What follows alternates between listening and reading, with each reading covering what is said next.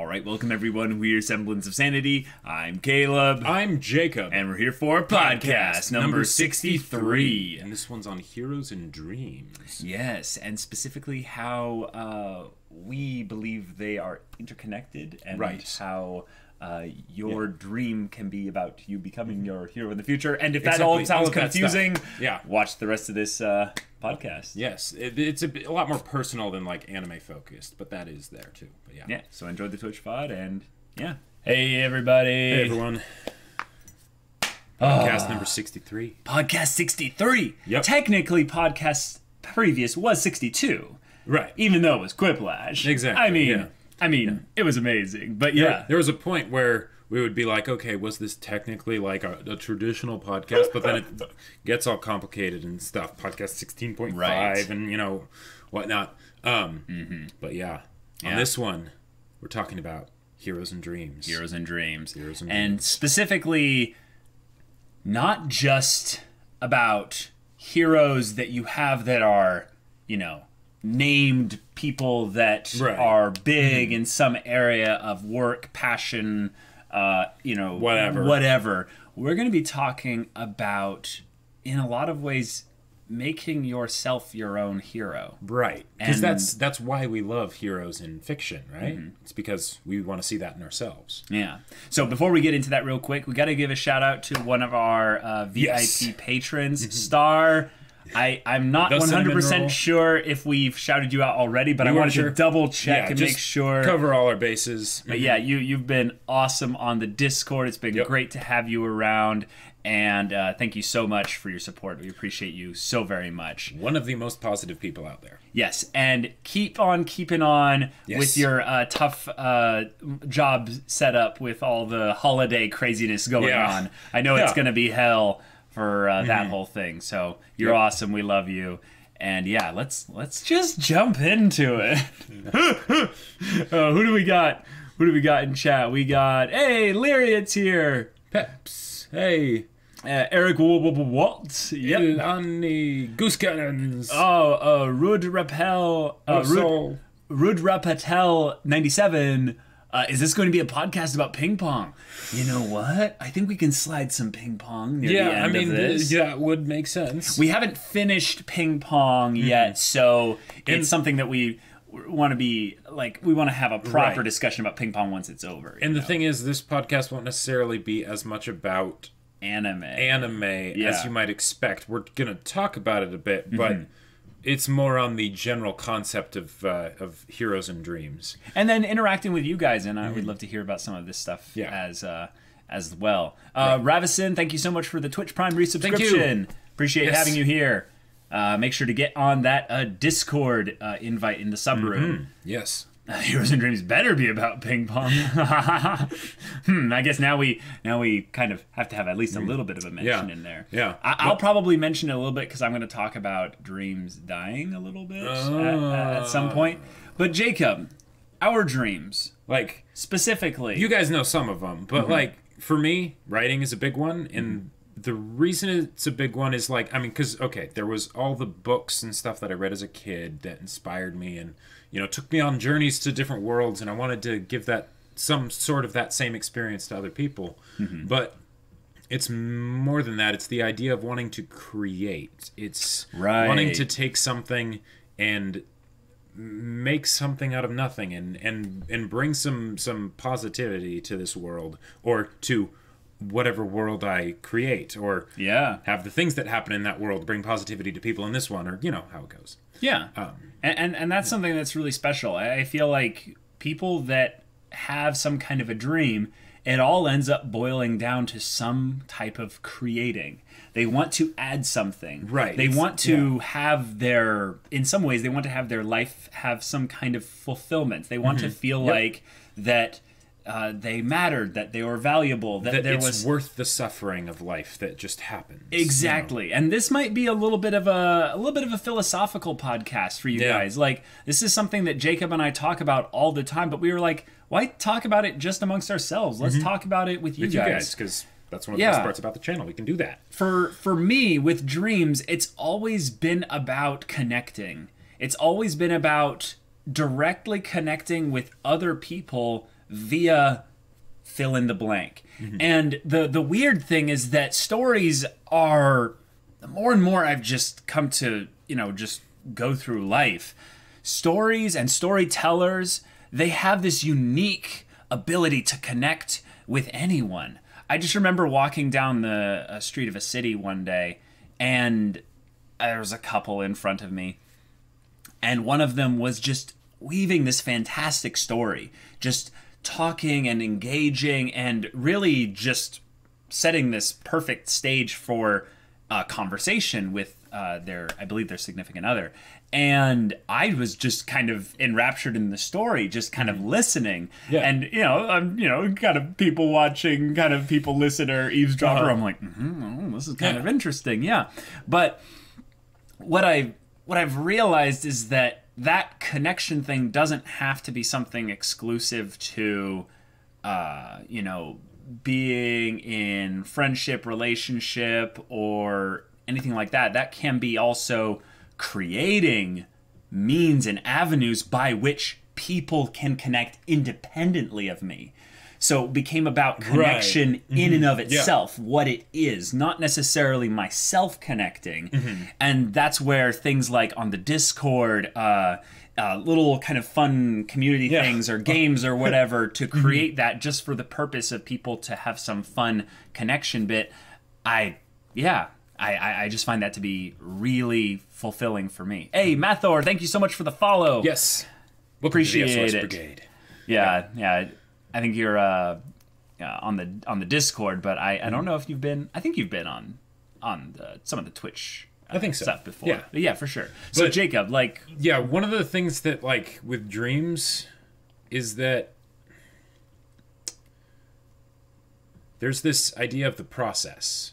Oh, and and people talk about that all the time, right? Of how the process is important and stick to it and be patient and all that stuff, but oftentimes I feel like they talk about it as that's the obstacle that needs to be overcome. Sure. Rather than something that inherently causes the dream to have meaning.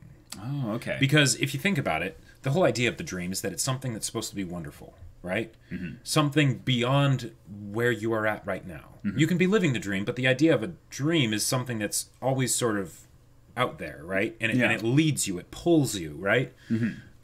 So if you've reached it, wonderful, and now it's time to start setting new dreams, right?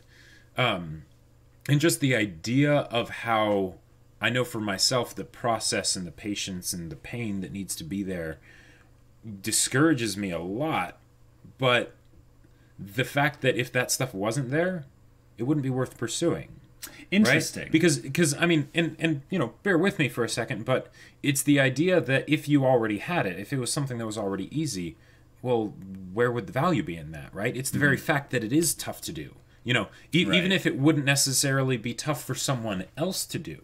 Right. The fact that it's tough for you to do, right? Yeah, it's what separates a dream from a simple desire. Exactly. A dream from something that, I just woke up one day and I really wanted this specific type of sandwich, so I had to go to the store. I was thinking of a sandwich and, get all the ingredients there to make my sandwich and stuff. Right. That is something that's nice. But that's not going to grip a hold of me. That's not something that's going to, in some ways, take over my daily and nightly thoughts and feelings and in some ways give me that sense of joy when I see progress made towards it. What's the definition of success according to what's his name? The progressive realization of something Nightingale. I think it was Ernest Nightingale. Nightingale? I don't know, but it's an older guy. The progressive realization of a worthwhile goal. It was right. Yeah. How am I forgetting Chat, this? Help me out. Who said that the success is the progressive realization of a worthwhile goal? Yeah. Someone will figure that one out. But Forrest Nightingale? I don't think so. That doesn't sound right. But the point is that by the way, on the whole sandwich thing, I actually did have a point where I was dreaming, just fantasizing for about 2 weeks or 3 weeks about a sandwich that I was cooking up. Yeah, I was just I was like, it's gonna be amazing, it's gonna be ridiculous, and yeah, it was kind of weird. The power of the sandwich compels you. Oh, Ruby Boy A7X, thank you so much for the follow. Glad to have you here. Thank you. Oh, Earl Nightingale. Wait. Earl Nightingale. Okay, yeah. I think it's just one of those things where you say the name enough that it sounds strange even though it's right. Possibly. But yeah, so the process. So Yeah. when you're in the middle of kind of having the dream start to take a hold of you, but you can't actually just blink or snap your fingers and it's Make it there. happen, right. So there's something that's really interesting. What I found is a mindset shift was dreams are something that you can't just have. Like one of the things I think that bugs me a lot is there's this desire I have for, what would this be? It's not self-gratification, but just getting... Delayed gratification? Well, no, that's what a dream is, but just having instant gratification. Oh, gotcha. Having instant gratification. Yeah, it's something that when I go on to the internet, I can just go and find a funny video within a few seconds. Yeah. And I get that little shot of... Just go to Proceeds channel and good. There you go. There you go. Exactly. Yeah, And yet, when I have a dream, and I'm going to share a couple of them here on podcasts and stuff, what I've seen is that some of them end up getting put into areas where there are very specific obstacles that are not easy to overcome, just put in my path. And you don't necessarily know if you can. And I don't necessarily know that I can actually surpass them. So one of the painful things about dreams is that you will make progress, but there will be a point, probably in most people's life, where they're some percentage of their way towards the dream, and they just kind of drop it. They just kind of give up on it. It's the idea, because like if you think about it, that has to happen, otherwise they wouldn't be dreams. Because the whole point of dreams is that, for the vast majority of people, just law of large numbers, right? A lot of people do give up on their dreams, and it sucks, but it happens. But then there's this idea that even if it's a simple dream,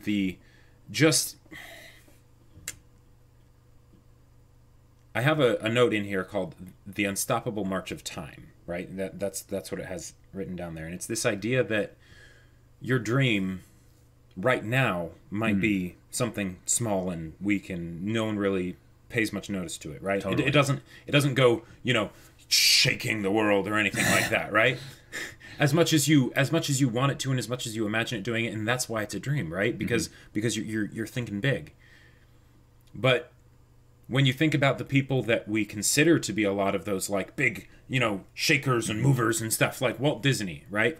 Or Miyazaki or whatever.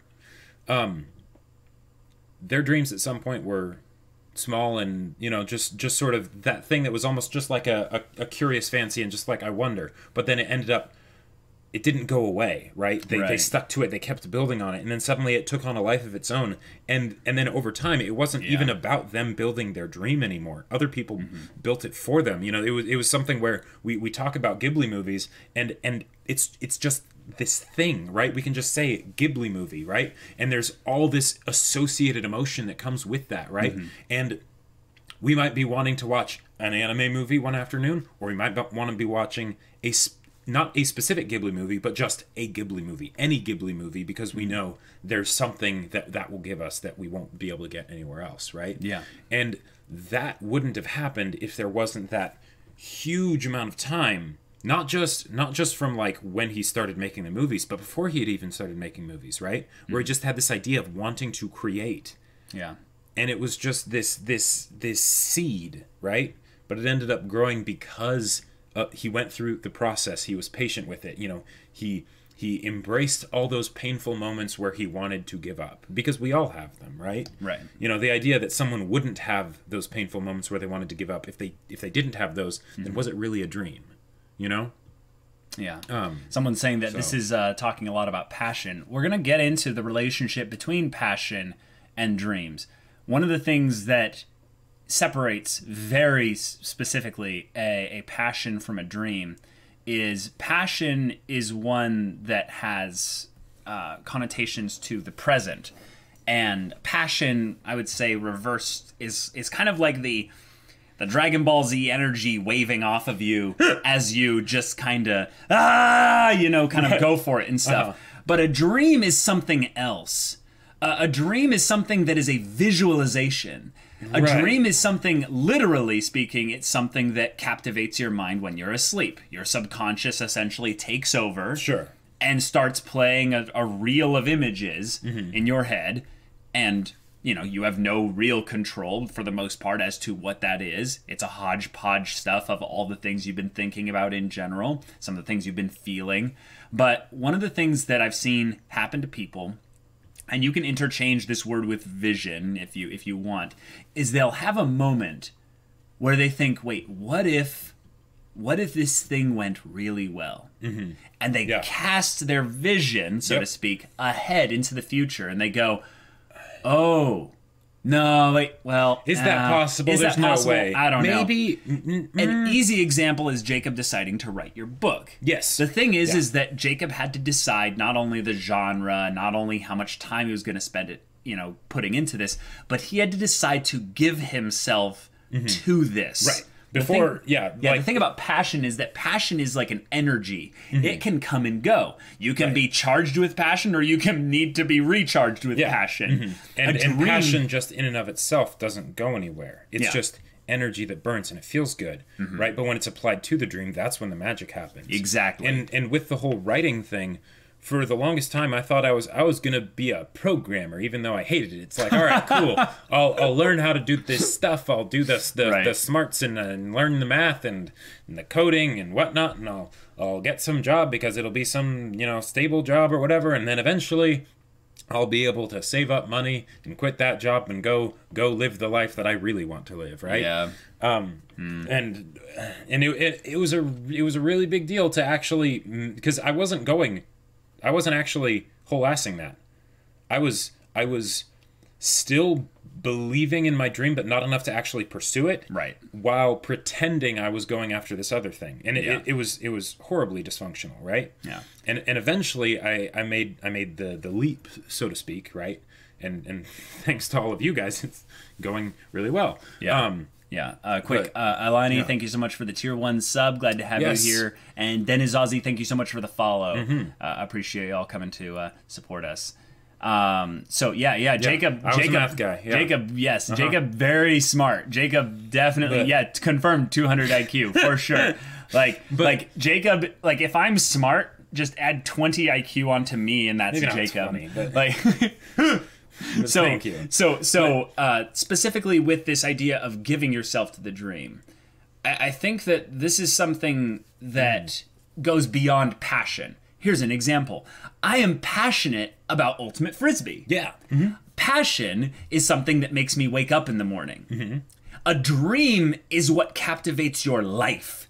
Your every waking moment. It becomes more than just, it might start as a fancy. It can start anywhere. And that's one of the things that a lot of people, I feel like, don't remember, is that it all starts somewhere, right? It all comes from kind of nothing, right? Or just the tiniest thing. But eventually it grows into something much bigger, right? Yeah. And it can be a little scary. It should be scary. Do you remember early on when we had both the desire for writing and stuff, and it was so freaky to put so much creative energy into writing these things, and then people be like, I want to see it, and it's like, no, must not see thing I am really passionate about. And the thing is, very weird that we do that, by the way. But in a lot of ways it makes sense, because we realize that this isn't professional level yet, right? And a lot of times when you say I have a dream, they will judge you as if you're trying to do professional level right then and there, but they forget about the process and the patience and the pain. The fact that my earlier writing stuff, the fact that I can work on a book now and be confident about it and be like, you guys are going to love it, it's going to be amazing, you should totally buy it when the pre-orders, are ready, which will be, fairly soon. But that was because I went through all those terrible stories that I wrote. The slash fix for Little Women and whatnot. Because that's all very necessary. Not that specifically, but that process. There was a question up in here that was question math. How important is realism for your dreams? So that ties in very well, extremely into what we're about to talk about. Yes. So I watched a podcast recently. It was a Joe Rogan podcast. Okay, cool. And he was talking with this guy called David Goggins. Awesome. If you have heard of David Goggins and you know who he is, then you know how you know, crazy this guy is. Okay. In some ways, almost literally. And basically, it helped me realize, and in a kind of scary way, just how few limits we actually have. The idea that it's not about our limits, it's about the costs, right? But the actual limits are very small. Okay. And this guy, he's like a military super athlete guy. Okay. But his story, when it started, he was almost 300 pounds, working, you know, he said, I was working a job where I was making $1,000 a month, and the rent was 820, you know, and yeah. And he ended up realizing that he wanted to do something, right? Right. And in order to basically get into some branch of the military, he had to lose 106 pounds. Wow. In 3 months. Jeez. Yeah. Impossible, right? Yeah. There's just no way. Yeah. And he ended up, long story short, he ended up doing it. He ended up doing it, and now like and the things this guy has done, it's ridiculous. But he talked about how and he stressed a lot at where he was at the beginning, because a lot of people will just like, they'll hear the stats of the things that he has done and they'll be like, wow, he's just naturally gifted, he's naturally inclined to it, you know, his body was, you know, just naturally like had the ability to do these things or whatever, or he's just, you know, this freak of nature that for some reason enjoys it, you know. And he's like, no, I didn't enjoy it, it sucked, it absolutely sucked, you know. The first time he tried to go running, you know, to lose weight, he wanted to run, you know, 4 miles. He's like, yeah, I used to be able to do that when I was in shape. And he was able to run a quarter of a mile. He went home, cried, had a milkshake, then went to his mom's house and cried. Yeah. And the That's idea, real right there. Like just you know, and it was, but he still ended up doing it. Right. He ended up pushing himself to ridiculous amounts, like unhealthy amounts, but he was able to do the thing, right? And then he went on to, so this was the thing. He was wanting to run a race, one of the hardest races in the world. But in order to do that, he had to qualify by running some like ultra marathon, like super race, right? And he found out about it on like Wednesday. The thing was on Friday.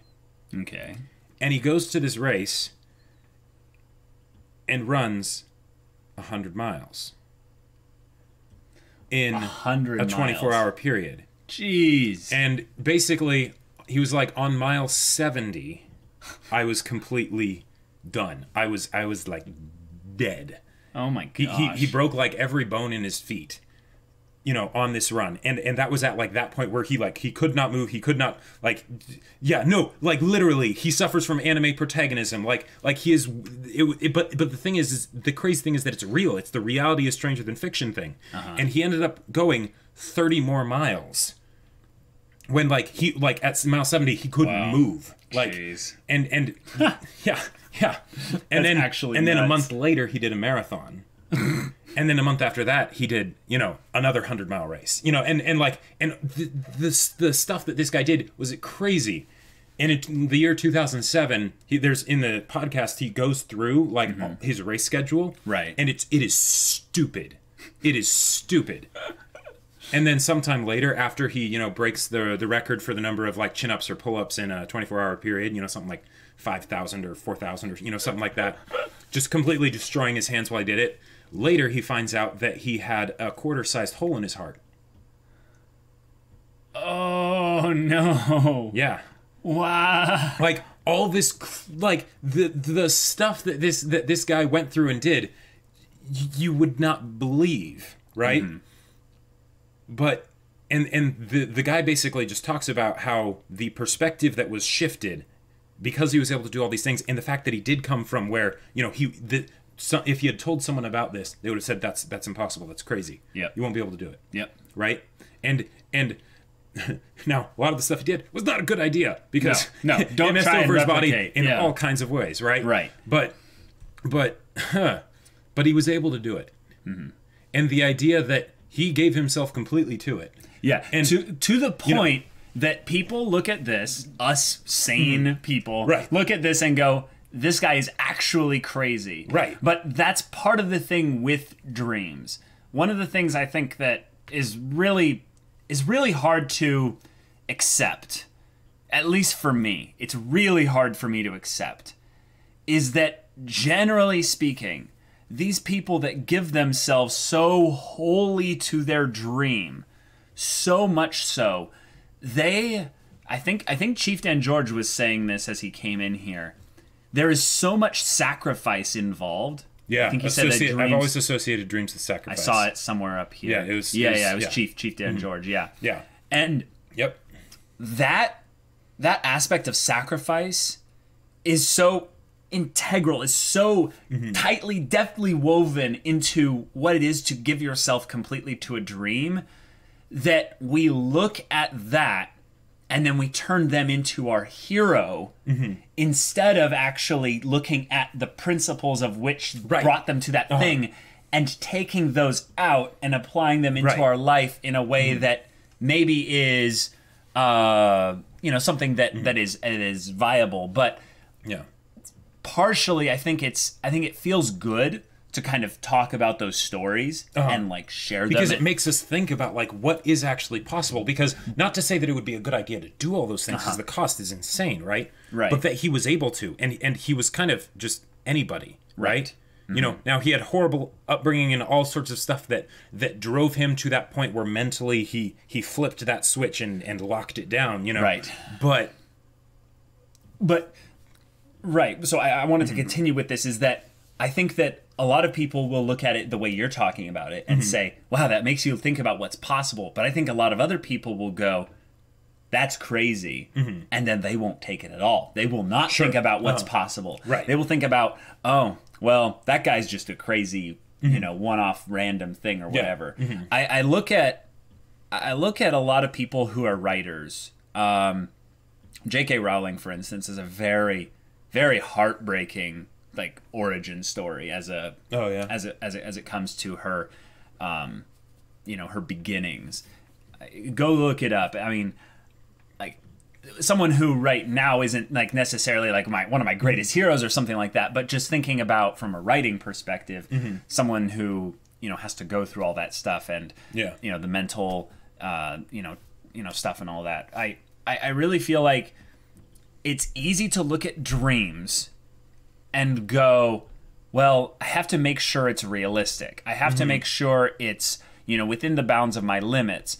And what I believe, and I don't know, because guys, this is the part of the thing that's really crazy about dreams, and I hope you understand this, is that you never know when you have a dream if you're going to get there. Right. You don't know that, just because I want to run a marathon, for instance. That's always been a dream of mine. I have no idea if I could physically do it. I have done like a 10K, I guess, and I was barely able to even walk most of the way there at the end of it, So I think that part of this for me is that there have been so many dreams in my past that were, I would call, realistic dreams. And even those I basically just let die because I talked myself out of it, or I believed myself out of it, or I basically just looked at the amount of effort that was needed to get the gratification, the fulfillment on the other side of the dream. And I've talked with a lot of people who are also elders, like people who are like, in their 60s and 70s and stuff. Right. And a unifying, universal truth amongst all of them is that they wished they had gone after their actual dream. Yep. At insert what age, insert age here. Yeah. And it's really important that I'm glad that we're talking about this. So, because one of the things that can be really tough is when you think about the idea of dreams, right? Yeah. If you were to break this down into a binary, you can learn from the people that didn't achieve their dreams and the people that did, right? Right. That's kind of what you have to work and you can learn from both of them. And you can learn from both of them. Yeah. But a lot of times when you hear from the people that did achieve their dreams, because they're so much farther along the process than you don't see the early stuff. You didn't see the parts where they were doing it badly, where they didn't know what they were doing, when they didn't believe that they would be able to do it, right? But then they kept going, right? You don't see that. So you can get into this place where you dismiss the successes that are out there that you could imitate, because you know that they're in a different place than you. But they weren't always, you know. And like one of the things that Rogan was asking this Goggins just over and over is, he was like, but what actually, like, what were you thinking while you were, you know, losing the 106 pounds? Like as you were going through that, what was going through your head? What was going through your head? And he was basically saying that it was this idea that at first it was the discouragement of there's no way I can be like those super bad, you know, mofos that are the military guys that go through the hell week on, you know, like surviving the cut and all that stuff and whatnot. Gosh. And he's like, there's no way me as I am right now can be one of them, right? And then he was like, and then he said that then his mindset sort of shifted, and it was, no, I'm walking this path. I must be the craziest, baddest, you know, person on the planet if I can actually make this work, right? Right. And I'm going to do whatever I have to make it work, right? Yeah. And then he did it, right? Yeah. There's almost this agreement you make with yourself, and we're kind of talking about it as, you know, as we mentioned this whole, you know, story here, is that this guy basically started to condition his own self-talk and mind to becoming his own hero. Yep. And when it's really kind of humbling, because in a lot of instances there have been a lot of dreams of mine specifically that I just kind of let die. I just kind of let them go. There's always that point, though, right up until the agreement is made. The agreement is made where literally this is the number one priority in your life, and everything else does not hold a candle to this thing, to this dream. I really love. We're going to talk about Berserk eventually at some point. Because how can we not? How can we not? So stay tuned for that.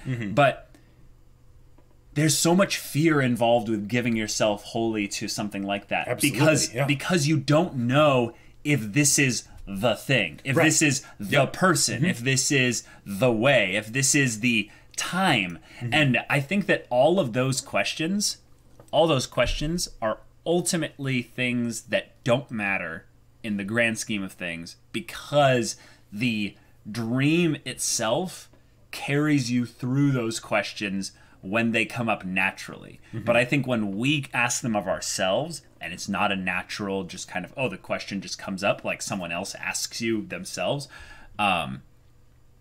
that's fear. That's basically your own mind trying to basically hold you back from danger. It was kind of a realization. There was someone who's talking to me, I don't remember who it was, but they were saying, like, you realize that your brain is not your friend when it comes to going outside your comfort zone. Going outside your comfort zone. It's there just trying to keep you alive and outside of pain. And you're such a great pattern matching human being. You know what things tend to lead you into an area where there can be pain. Or just in simpler terms, a process.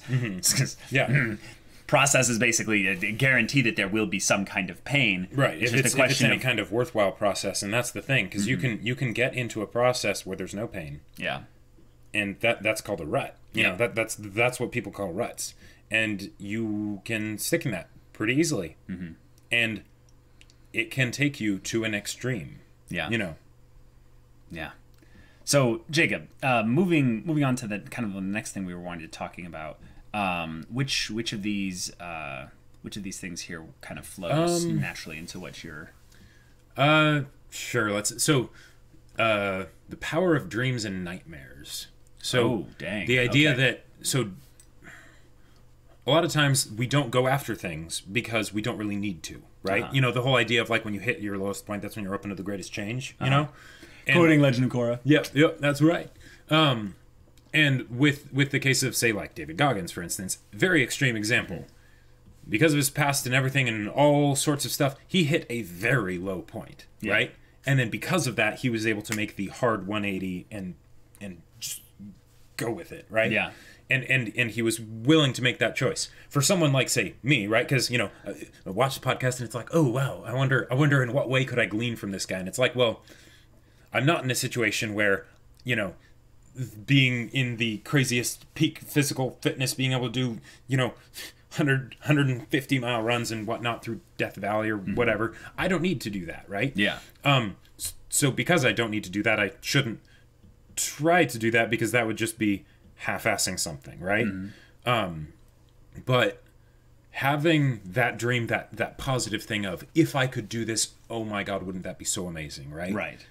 Alongside, if I keep doing what I have been doing, if I keep following the process and the pattern that I have set up for myself, right, where will that lead me in, you know, 6 months, a year, 5, 10, 20 years, right? Yeah, if you want to basically light a fire under you to make you change and start building new patterns of life, just look ahead 5 years and just imagine that you are exactly in the same place that you are at in 5 years. That can be one of the most terrifying. That's one of the most terrifying things, especially for us young people who are kind of, in a way, at the best spot in life we'll ever be.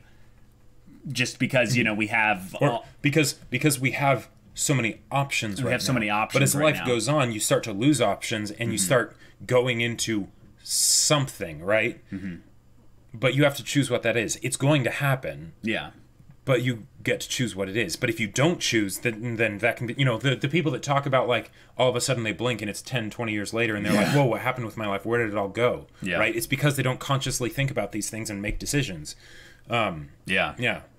Oh don't lose your way, don't lose your way. Except you need to set up a way first. That's one of the things that's kind of crazy is, I would say a lot of people can get into, I would say, a little bit of a lucky place where they end up just kind of having a way pop up in front of them, and they choose it, ends up working out. Yeah. And that's great. One of the things that this kind of podcast is specifically talking to are the people that are restless. The people that have that feeling that they want to change something, they want to improve something, they want to go after something, and they want to have a passion, they want to have a dream, but they just don't have any of that right now.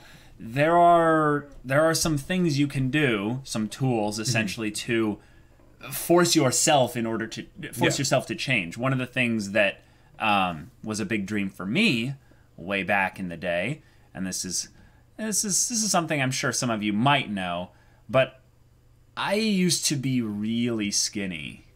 Like, really skinny. Like, me too. Like, I mean, yes, Jacob, but like, it was kind of an issue where, like, I'd have no stamina, I had no real energy, and I just kind of liked sitting around. And it's something that I was very self-conscious about, because people would, this is more when I was a teenager and stuff, kind of look at, you know, who I was and stuff and be like, well, you know, you're tall, that's cool and stuff, but, like, you turn and you just kind of disappear. And one of the things that I would say took me to a place where I was like, okay, I want to change this. I would, you know, look basically ahead 5 years and be like, you know, what if I was the same? Would I be happy? I'd be like, well, I could find contentment. I could be okay with myself. I could accept myself. But I would like to have this change. And then over the few years, I took the steps necessary in order to make that happen. And then it happened. It worked. It, you know, went a little bit slower than I would have liked. But, you know, now I'm way more happy with that whole situation there. And I think that doing that made me a more energetic person. I didn't want to be a more energetic person. I was more just feeling a little bit self-conscious about the way girls just kind of were like, I'm not really interested in you because you're like, you're a twig. You have no muscle or anything. But what ended up happening as a side effect was I got more energy, and I just became overall a little bit more of a positive person. Sure. So I was generally not as positive back then. And that positivity, I think, carried me into a place where I was able to, I would say, be even in a place where we are now with the whole channel and everything. Like, being, you know, you know, being just generally a lot more, you know, open and positive in general, and nothing to do with the physical side of things. Yeah. So I think it's just about going after those things and letting that dream essentially take a hold of you, that leads you into other things that have nothing necessarily to do with the original dream, because these dreams can be small. They don't have to be crazy big. Yeah, because they all start out small as the thing. Yeah. That's why I wanted to, you know, specifically point out the whole unstoppable march of time thing, because it all starts small. That's the whole point. It's only once you apply time continuously, you know, that it ends up becoming something bigger and something more. You know, even if you think about like Berserk, for instance. Yeah. You know, if Griffith had his dream of being king, plenty of kids had that dream for a little bit. The thing that sets Griffith apart is that he sticks with it throughout everything. And yeah. And like this whole kind of like topic and conversation and stuff, it's something that I know I wouldn't think about nearly as much if not for the channel, because this is something that I never would have thought was possible, right? Yeah. You know, the idea of, you know, having a YouTube channel with a bunch of people that, you know, that want to hear what I think about stories, and being able to watch anime for a living and talk about it and stuff. And there's the editing the videos and stuff that comes with that. But like all of that stuff, that's been one of the like top 3 coolest experience about this whole channel, is as I've seen all the things that I previously perceived to be impossible. And I was always someone that didn't like the word impossible, right? Right. But I still see these things where there were barriers in my mind, right? I didn't know how something like that would happen, how it would come about. So I saw it as an insurmountable obstacle. Yeah. And now I'm seeing that it's all smoke and mirrors. Like there's still things that you have to do to get there. The whole cost aspect is still there, right? But just what is possible, and if there's any way to give even a bit of that to you guys, I want to do that. When I think about writing, that's what made me love writing, and that's what made me want to be a writer. Yeah, to make people dream and think big, and you know, have the world be blue skies and distant horizons. You know, it's something wholesome that I love that Jacob stirs me up in, is when you have a dream and it takes a hold of you, people notice. But the thing that's really sad is I think people notice way too late. Yeah. People notice way too late. Yeah. And it's unfortunate because I feel like a lot of you never saw Jacob, you know, struggle like with this. Oh yeah. Like never saw like the you know, the equivalent of like if someone was lifting weights, like, or like boxing or whatever, the bloody knuckles, right? The drenched sweat, the tears, the, you know, everything, like you're banging your head against the wall, just like trying to make something happen. And that pain that you go through when you're really, really putting everything into, you know, going after something. I want you to know that that's valid. Like everyone that goes through that. I was talking to someone, oh God, how long was this? It was about a year ago. Hold on, I'm questioning whether I should share this story. Okay. I'll be a little bit vague with the whole thing. Okay, but sure. there's a friend of mine who was really wanting to change the general course of his life with regards to his job, his living situation, and everything there. And in order to do that, there were a lot of things that were basically stopping him from actually, you know, doing this. I'm being very vague, Lunar, but thank you so much for the whole thing here. It's no one any of you guys know. It's just that this story, I'll kind of cut it off here. The principle of this is that when something takes a hold of you like this, one of the easiest things to do is to look at essentially everything around you and go, would I trade all of that for this? And I think most of the time we're like, no, not really. Like I would trade like half of it. I would trade like a quarter of it. And the thing is that, I just wanted to say that, like, it's okay. It's okay to trade it all. I feel like a lot of people, and I remember you talking to me about this, are like, you know, sometimes I just feel like I want to go and just be a hermit. I want to leave society. Yeah. I want to go out there and just essentially just restart. I just want to do that. And I feel like a lot of people don't feel like they deserve to think that way. And the idea of this guy, David Goggins, being, you know, stuck in a rut, not able to break out, he wanted a reset on life. It has nothing to do with him blaming himself or being like, this is my fault, I'm here. He wasn't even thinking about that. He's just like, I need to change something.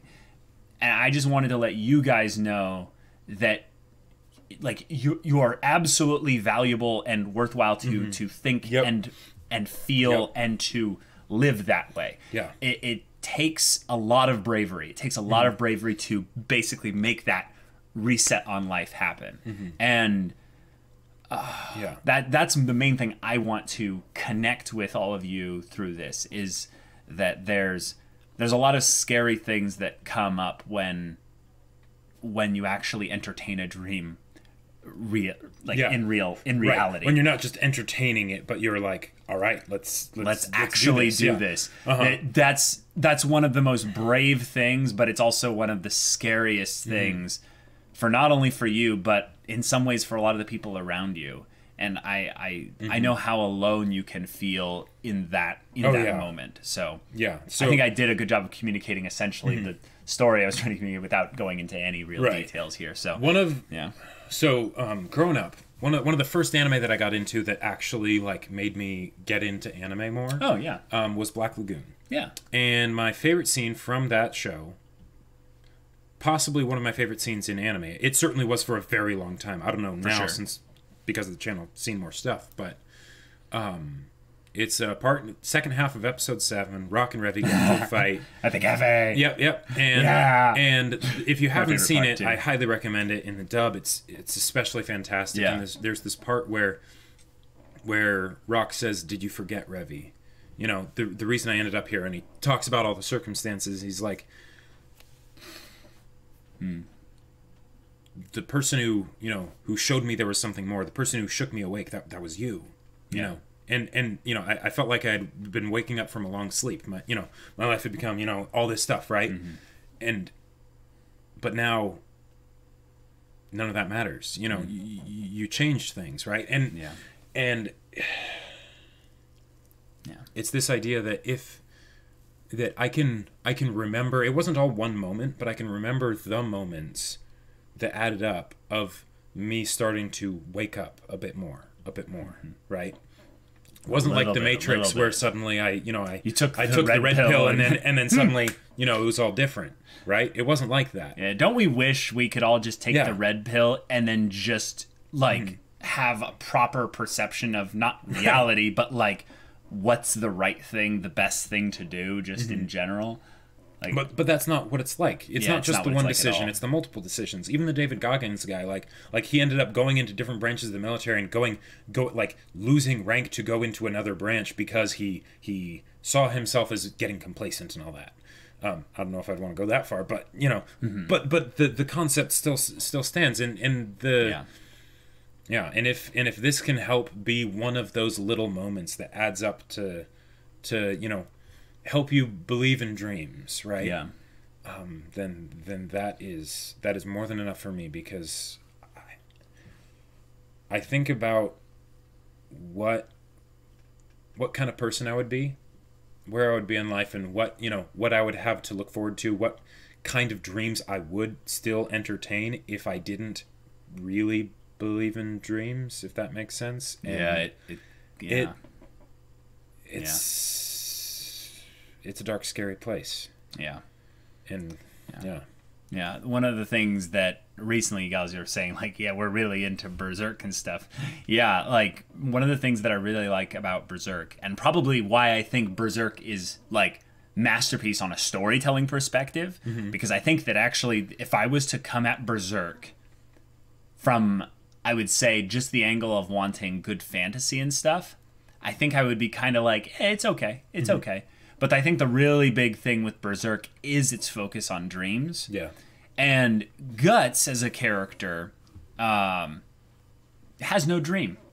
And I love that they make it very apparent that he doesn't have a dream. Nope. In fact, he is so obviously like, you know, dreamless in that drifting and just kind of aimless in that regard, that he kind of got really lucky to stumble upon the Band of the Hawk. Yeah. But the thing was, in some ways not so lucky, but you know. Yes, in some ways not so lucky. Yes, and I think that's it's a you know, crazy thing there. But I think that Guts could have totally just had his, you know, mercenary experience there and not really learned what he could from Griffith and the Band of the Hawk as a whole before he moved on.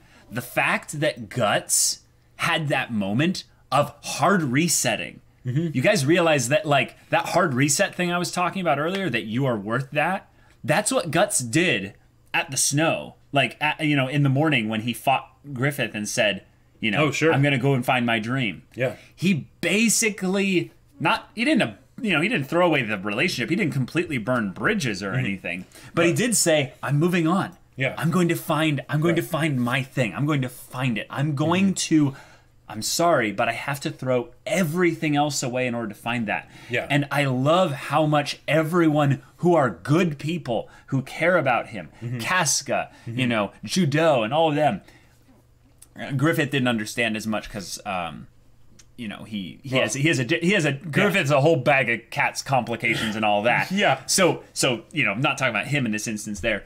But they were trying to dissuade him. They didn't understand how important this was to Guts. And it breaks my heart thinking about how many people go through Guts' situation where they are at the brink of going for it, just completely going after their dream, and the best people in their life with the best intentions. With the best intentions. Just go and grab hold of them and just go, no. Drown the fire. No. Don't just, you know, stay with us. Right. This will sound wrong. So there's a negative aspect to it, and I don't mean that. But it's this idea of stay in mediocrity. You know, the idea of there is a cost to go into those places, right? Yeah. And that you shouldn't give up those things, right? You shouldn't pay those prices. And you shouldn't take the cost lightly either. Oh yeah, right. Because you absolutely shouldn't, right? Because that's why I feel like a lot of the stories of the reality is stranger than fiction, David Goggins, you know, people doing these crazy things, is because they reach a point where, kind of like in Berserk, where the cost doesn't matter, right? Yeah. And they say, whatever the cost is, I'll pay it, right? Yeah. And yeah. And you know what's crazy? Guts didn't really find, you know, exactly what he was looking for, I think he basically just came to the realization that I feel most alive when I'm swinging this sword. Yeah. And I think the simplicity of that is lost on even me. Like, I feel like I'm still kind of grappling with that. Because it could just be like a funny little meta poke of like, I'm a combat character, you know. Like, I don't know how deep we're supposed to look at that, but what that means is that Guts might have been okay with just accepting that is what makes him feel alive. That is what gives him the feeling of purpose and fulfillment. Right. And maybe there's a little bit more to it in that it's not just, you know, I feel alive when I'm swinging the sword, but it's that fighting for himself, and all that. But that means that on some level, he didn't have to leave. He might not have had to leave. Now, I'm not saying that like we should go and try to figure out some, you know, alternate universe version of Berserk or whatever. But I think that it's okay to make that mistake too. Let's look at it that way. Say Guts essentially is like, I in and of myself, like he's like, Griffith is my hero right now. Oh yeah, in that respect. But I don't want to have my whole life be spent looking up to Griffith as my hero. In some ways, I want to have something where I can look up to myself and what I what I can do here. Yep. So he goes out to do that, and he trusts those that have the dream because he's seen what Griffith's dream is, and he's like, "Well, you have a dream. Like you're there." Then that's where all the complicated stuff comes in. But in that respect, that trust shows how much Guts really cares about not only Griffith, but the Man of the Hawk as a whole. Right. He's like, you don't need me in order to have, you know, basically your life have meaning. And that's something that there's so much in there, and we're not even going to talk about that. But with dreams, when your dream is something that captivates you and it just sinks deep and it takes a hold of you, it's something that you're going to make mistakes. You're going to go through pain. You're going to go through things that you'll have to sacrifice and let go of. And like, and I think that in a lot of ways, it's not something where you really need to tell other people about what you're sacrificing for this. That's all you. That's all your own your own thing. And a lot of times, when you're going after a dream, at least what I've found in my you know bit of experience that I have, is the sacrifice doesn't have to be an efficient like cost reward thing. That the whole point of it is that the dream's something that's taken hold of you. Yeah. That even if you have to overpay for the dream, that's okay with you. Yeah. You know, and I feel like that's one of the things that certainly stopped me a lot is that I would think, yeah, but I want to do, you know, I felt like I was bartering with my dream and basically saying, I only want to pay what it's worth and no more. Yeah. Right. But you know, and that's what it was with writing for a long time, and then there comes that point where the cost goes just to question marks. Yeah. You know, and yeah. Oh, Kimchi and Tofu, thank you so much for the follow. Glad to have you here. Thank you. That's awesome. We should probably give a little bit of look to chat here. Kind of going into this really quick. Let me just scroll up a bit, see if we missed anything. That process is what trains you out of the military. Want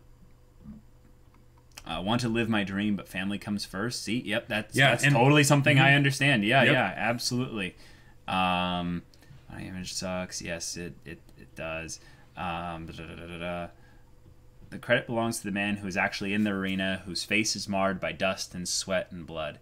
It's something. Yeah. It's something. Yeah, that I feel like most of us, me especially, like I totally know I'm like this. I don't want to be the guy in the arena with dust, sweat, and blood all over me. That's painful. People die in the arena. Right. Like, don't you realize that? Like, people die. People die never having their dreams in the arena. Right. But what I did was, like, I mean, I don't want to make this about me or anything. Like, I feel like what people who go after their dreams realize is that they would rather have gone after it and never attained it than never having attained it and just kind of wondered. And very rarely will it be you go after it and don't attain it because it was impossible. Most likely it's that you go after it and you attain it and at some point you give up. Because it is hard, right? I am very much one of those people that likes to romanticize the whole idea of the blood and sweat and dust and struggle and you can get really in love with the idea of just the let's go. Right. But I mean, that all sounds nice and everything, and it might get you to make a decision that might be stupid in the moment but helpful, you know, down the road or whatever, you know. Right. But that's not what it's actually like. There are those points where even if you have that mindset going into it, you will be like, nope, this isn't worth it, right? And maybe that's what dreams actually mean, is that they're the thing where you do it even when it's not worth it. Yeah. You know, like... Yeah, that's a great... Oh, that's a very good point. One of the things that I would say is like something that I've seen with people... I'm trying to think of an example here. But what I've seen with people is that there's something that they want to embody. It's not necessarily a desire. It's something that, like, they want to mold into their being. And they'll go and consistently go after, you know, that. And there's moments where you're like, this part doesn't actively, like, aid that. It just aligns with it in some way. It doesn't actively move you in that direction. So it's like, is this really valuable, this little decision here? And it's like, you don't understand. Every little decision in this is training me in here to recognize the value within it. Because I totally understand and empathize with the people that are like, I don't have a dream. I don't have a passion. I don't have a thing that moves me to that regard. And I'm like, oh yeah, don't we all like have those moments where it's like, you know, I don't have anything. And just kind of be real with you here, guys. I feel like in a lot of ways, you won't ever really know when you have it.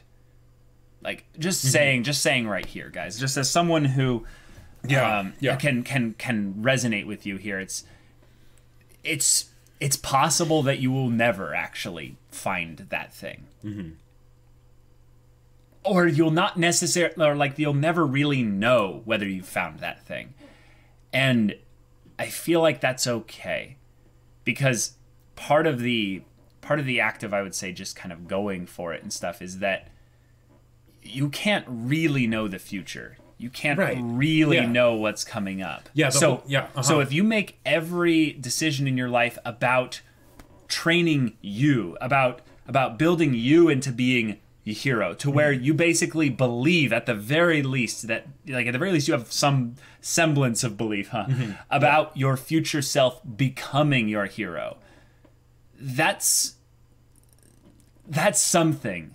At least hold on to that. Yeah. It's very hard, I think, to actually grab a dream, wrestle it down, and like just make it you, like make it your own. And I just and the thing is that, like, if possible, let the process be kind of the dream, if this makes sense. Yeah, there you go. There you go. Perfect. Because that you can always control. Yeah. Right? You know, and there might be environmental circumstances and all that stuff, but the decision still rests with you, basically. Right? Whereas if it's like the dream has to be something very, very specific, well then, it might not be exactly as you imagined it. Right. But you can still, the things that can happen can be absolutely incredible and amazing. You know, what, like, for instance, the book, right? Yeah. That's been my dream, you know, just making stories, right? The channel was not on there, right? Nope. I'm very glad that it happened, right? But that wasn't on there, and the way that I would go about, you know, telling people about the book and stuff, different. Now, different in a positive way, you could definitely say, absolutely. I'm so glad I don't have to go around selling door to door, right? But and really, you have no idea. But the idea that if, say, you know, I put a time frame on the dream, right? And then it's like, oh, I didn't make that time frame, right? Then that dream might have, you know, failed, right? But if that makes sense, yeah. But I'm loving these this commentary and stuff that people are giving in. Yeah, let's go through some of them. Yes, there can be no cost for chasing your dream. I'm packing up and moving across the country in pursuit of mine. Consequences be damned. Wow. Way to go, Dan. That's awesome. Chief Dan George. Yeah. I wish you the absolute best of luck. Yeah. Thanks, Kimchi and Tofu. Finally caught your stream. Glad to have you here. Yeah. It's cool. I have yet to respond to your Twitter DM, so I will do that pretty soon here. Always better to do a bit more and even gain not by it than to do too little and face regret. Yes. I think that regret and shame are the most insidious, disgusting forces in this world. Well, but regret can be useful. Regret can be super useful. Because it can help drive you. But, you know. but I think it's not necessarily regret. I think I know what you're talking about, but that's not regret. Because regret is past focused. Right. Right. So, like I said, you feel regret, immediately then cast the vision ahead 5 years and do the thing that we talked about and go, okay, in 5 years, will you still feel that regret? Right now that you're feeling, you know, exactly. You let it be that fire underneath you. Yeah. Oh, Elani, love you, bros, but I gotta go do a run of D&D 5e game. My fan fiction better win the Discord tomorrow, though. Awesome. Wishing you all the best for that game. I did a D&D 5e one-shot recently, and it was very fun. It was my first time running anything 5e related. I played a Warlock Pact of the Blade. It was super fun. Yes, it was very enjoyable. So have a good one. Yeah. Dan, but who does actually strive to do the deeds? Who knows great enthusiasms, the great devotions? Who spends himself in a worthy cause? Who at the best knows in the end the triumph of high achievement, and who at the worst, if he fails, at least fails while daring greatly, so that his place shall never be with those cold and timid souls who neither know victory or defeat. Wow. What is that from? What is that from? What is that from? That's really good. That makes me think of, My Way, that song by, what's-his-face, the super old, 50s, 60s, Frank Sinatra? No. Was it? Probably. No, I think... do it all and have it my way. Yeah. In life, most people are like Gaston and the rest of the minor characters from the Band of the Hawk. They want things, long for things, but end up accepting their mediocre lives because not everyone can achieve something special. Maybe they can't afford to sacrifice everything. Sure. Maybe they have obligations too important to take care of to look away from. Or maybe even if they tried their best, it wouldn't be enough. Yes, and that's part of it. That's why I think the relationship between passion and dreams needs to be very clearly defined, because an example would be Gaston is passionate about, or has a dream. No, that's it. Gaston has a dream about the shop. The shop, the shop he wants to own and run and everything like that. But his passion, we haven't ever really seen that. And I think passion is something that's put on display. Like I said, it's the Dragon Ball energy. Right, it's the Watashi ga kita. Yeah, it's the something that when people look at you, they go, oh, that is a passionate person. They have no idea what it necessarily pertains to until they tell you or until they show you. But with passion, it is the thing that basically... some people say it's motivation or other whatever, and I'm like, no. It's, like, let's just simplify it into passion.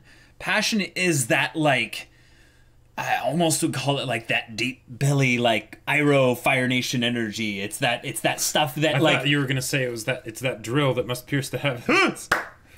Sure, but it's deep down. It's just deep down in your gut, and it just kind of settles there. And if you want to tap into it, you can, but you need to repetitively tap into it because it's like a muscle in that same sense as well. Yeah, and that was one of the other things that I thought was really cool in the whole David Goggins podcast thing, and all that, is that he didn't immediately after that decision become the man of mental steel, right? It was something that was still grown and developed at an alarming rate, granted, because he was definitely giving everything he had to it, but it was still something that started small and had to grow into what it ended up becoming. It's Roosevelt's the man in the arena. Cool. Yes. Oh, awesome. Okay, Thank cool. You. Awesome. Thank you. Super awesome. Yes, I really relate to characters like Sakuma from Ping Pong for that very reason. Regret is like a poison in my mind. You can't let it fester, but maybe it can kill some other stuff in small doses. Yes, that's great. Yeah, and to bring up Ping Pong, because you guys mentioned it, it's a great show to bring up things like that. It is about dreams and in some ways how it's okay to let go of dreams. And it's also important that you have a dream. It's important that you have a hero. Yep. I love Sakuma's little arc that he goes on. That's so brilliant. I also love Kazuma and how he is so dedicated himself to the dream. He's actually turned it into a negative because it's something that isn't tied to his passion. Right. It's something that he's doing for others. He's doing it for his family's reputation and for their honor there, essentially. Right. You have people like Peko who are realizing when they were young what their dream was. I wanted to go to the Olympics. I wanted to defeat China. I wanted to be one of the greatest ping pong players in the world. And then they forget about it. They forget about it. He essentially forgot that he was his own hero. He wanted to be his own hero. Right. And what's crazy is, I think that the story is building up to this, is that freaking Tsukimoto was getting his own drive to be, this person. He found fulfillment in ping pong because of how much passion Peko had for it. Gotcha. And when Peko basically stepped down from being the hero, from being his hero, he reverted back into the robot state and you know, that as well. So this is another thing that do your dream for you. Like, do your dream for you. Meme review. But when you have passion, and this is something that I think is very important here. Yeah. You have passion. Focus it on that dream, utilize it, but also take it from wherever you can. You don't need to have all of it come from within you. You might find it is hard. It is depressing sometimes every day to try and stir up your own passion. Yeah. You got to find it from wherever you can. Jacob will watch anime sometimes just to get passionate about it. Oh, yeah. I love how a certain anime like Haikyuu can like just do that for me. Kill like, a Kill. And Kill a Kill too. Absolutely. In its own weird. In its own Gurren Lagann way. Yeah. Instead of drills, it'd be scissors, and instead of drills, it's just Mako. Just Mako. But God, where was I going with this? Oh yeah, passion. If you need to grab it from somewhere, grab it, and just hold on and don't tightly let go. to it. So then, when you have it, realize that it doesn't just stay in here. You got to let it out. You got to let it out. You got to put it somewhere, otherwise it'll burn you up. Like, it really will. So maybe guys, I might be tapping into something here. I'm not sure if this is really practical and viable, but maybe that's the trick. If you're in a place right now where you can't find a dream, you can't seem to find, you feel like you're aimless. You feel like you're wandering, essentially just kind of, you have no compass. You don't know where you should go to focus your purpose on. Fill yourself up with as much passion as you can and just see what's the most natural thing to divert it to.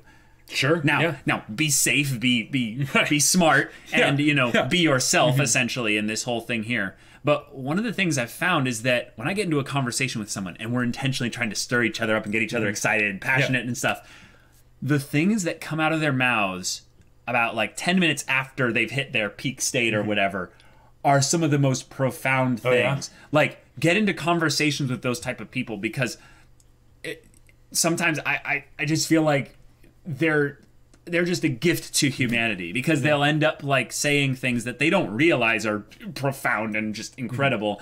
But it's like, because they're full of passion, they end up talking about things that are intensely resonant with who they are as a person. So I think that might be a trick. I don't know. Try it out. Let us know in Discord or over Twitter or whatever if it works for you. But I'm curious now. I'm gonna try and do that sometime. Gotta get back to studying. Really appreciate these podcasts, guys. Only wish I could stay longer. Oh, thank you so much for hanging out, though, little duck. Hope studying goes well. Glad to have you here. There was one from Mesker down below. So the worst is not having a dream passion. You know it can exist somewhere, but can't find it, or it fades. There's not a strong passion. Right. So there's a line from Pride and Prejudice that I absolutely love, and where, let's see.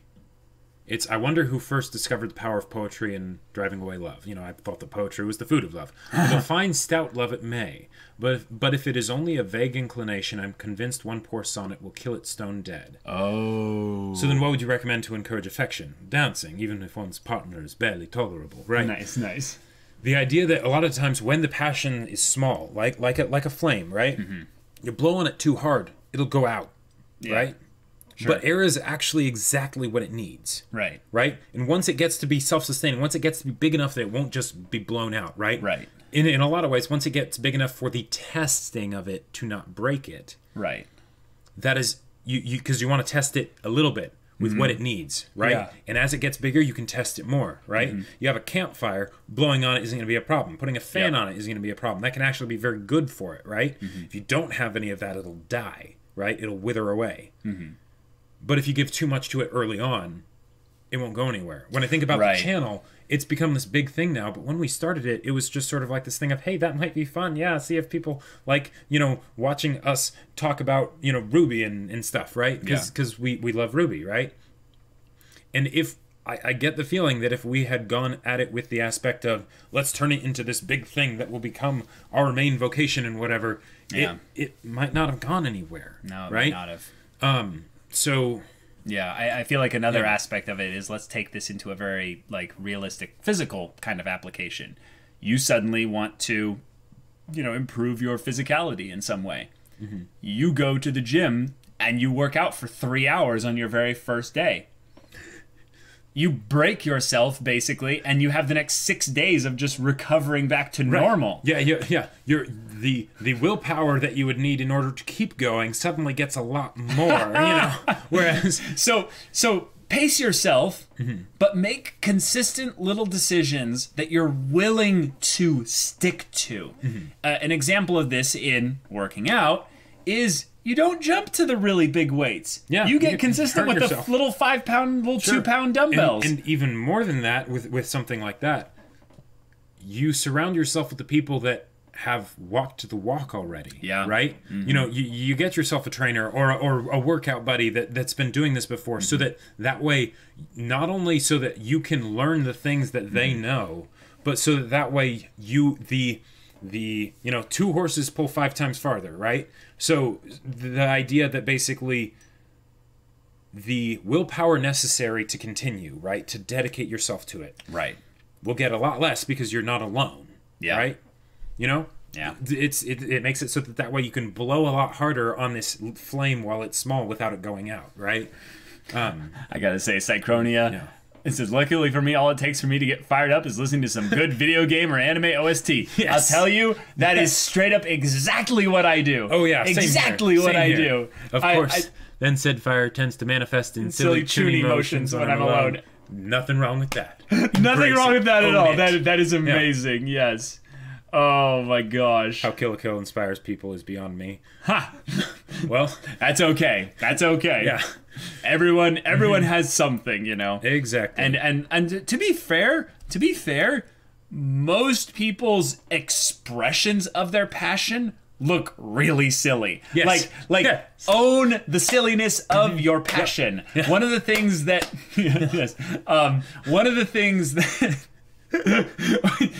the things that I do that I never let anyone see, you might have seen this once, is I do a flail dance in where no one is there. Like when I'm really trying to get myself hyped up and whatever, and I'm like, I'm already getting hyped, now I'm really hyped, and I just gotta let it out.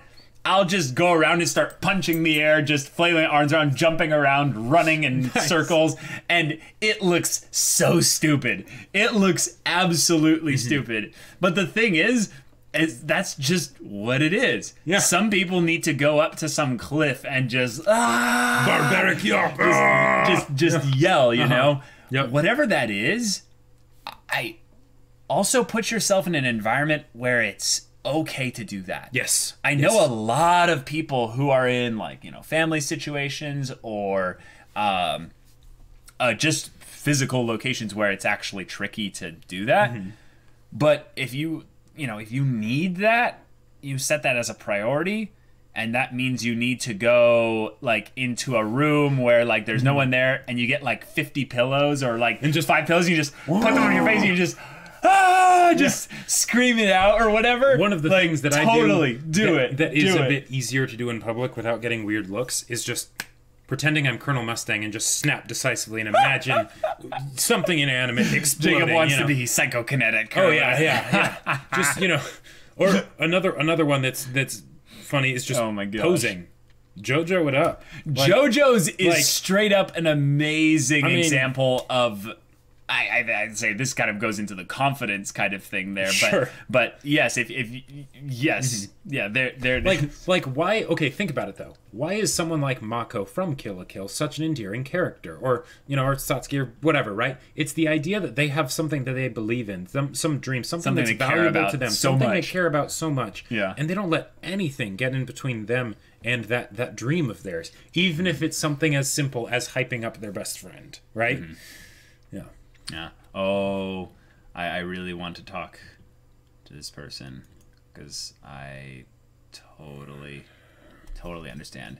For me, the biggest obstacle for passion is depression. Sometimes you become so apathetic and feeling empty inside that no fire can burn inside you. It's like you have a constant blizzard inside of you, and every passion comes like a matchstick that burns off at the weakest breeze, which makes you feel more depressed, and repeat cycle.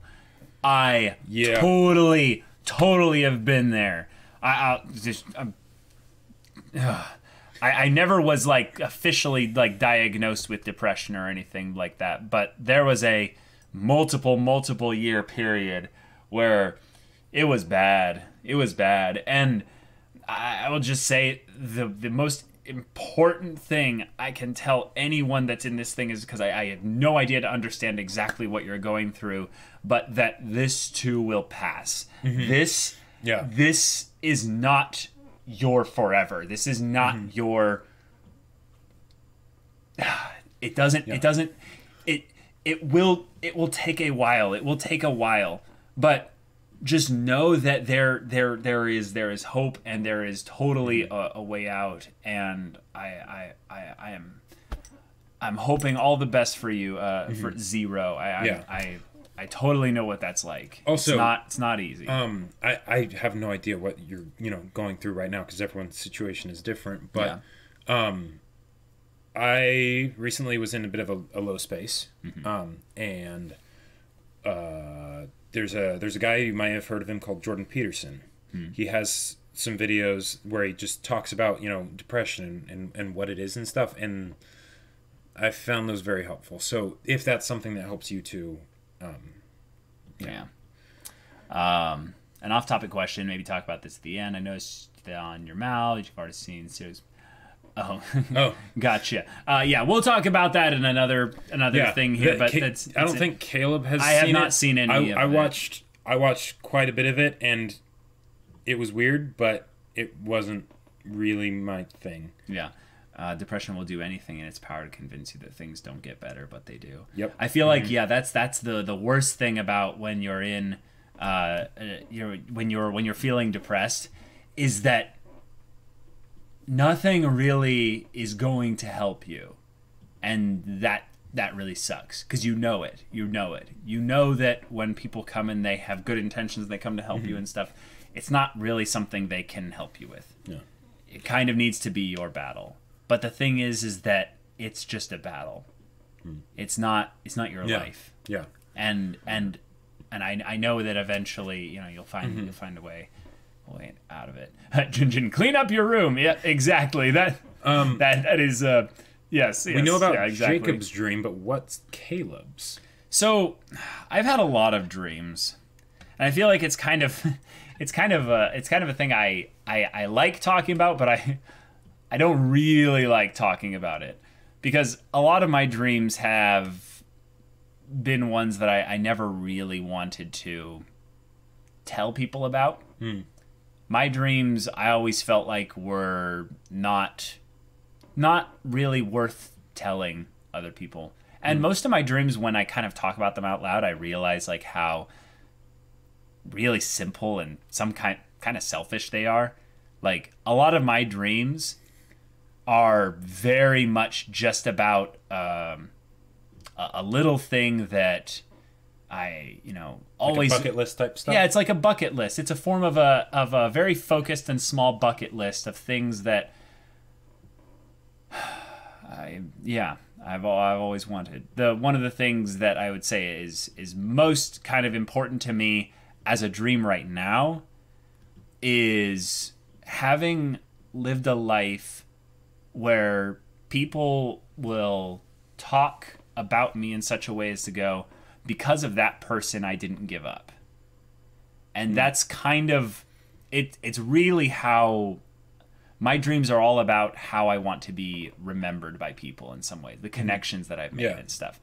But other silly little ones are like I would love to influence the Star Wars property in some way. Yes. In some way. Yes. At some point in my life. I really would love to have a Frisbee anime, an Ultimate Frisbee anime, come into existence in whatever way, shape, or form. What are some of the other ones? I've always wanted to be a dad. This is like really personal, but like I feel like dads just like we need more good dads in general. You need to watch Sweetness and Lightning. I guess I do. You I do. guess I do. Oh, but like when I mean like selfish dreams, I mean like dreams like I want to do something that makes me feel like my life meant something more than just being another person. Yeah. And that, yeah. you know, like it's not a thing of where it's like I want to accomplish something specific. I just wanted it, like I want to be someone that's, someone that's valuable to others and someone that, in that aspect that's, yeah. Caleb is Discord dad. Am I? I think I'm Discord mom. I don't really feel myself as Discord dad yet. Maybe I. You hear that, ladies? One other thing, on a more serious note, one other thing back on someone mentioned earlier in chat about the whole depression thing. The low place that I was in, what kind of got me out of that, and it worked surprisingly quickly, was treating how I was feeling as if it was a person other than me. Yes! I literally... Yes! Let's talk about this. I literally started taking all of the stuff that I was feeling and saying, no, that's not Jacob, that's Boris, and Boris sucks. Boris is stupid. Boris tries to do everything on his own. Boris identifies with, the results of the things that he does, and, Boris does this and this and this, and Boris is lame. But I'm not Boris. I'm Jacob. Boris is dumb, but Jacob's awesome, and it was surprising how well it worked for just sort of shaking me out of it and then being okay, because we will talk so naturally about ourselves in ways that we would never talk to another human being. Yeah. And that's just completely unacceptable. Boris is a black sausage. Did this person... Oh, that's Mathor. Yeah, of course. Yeah, totally. Yeah. Upping your self-talk by realizing that you would never talk about this way to someone else is a fantastic tool. So totally do that. I feel like there were some other good questions earlier up in the chat. Oh, let me scroll up there. Missed a couple. Oh, okay.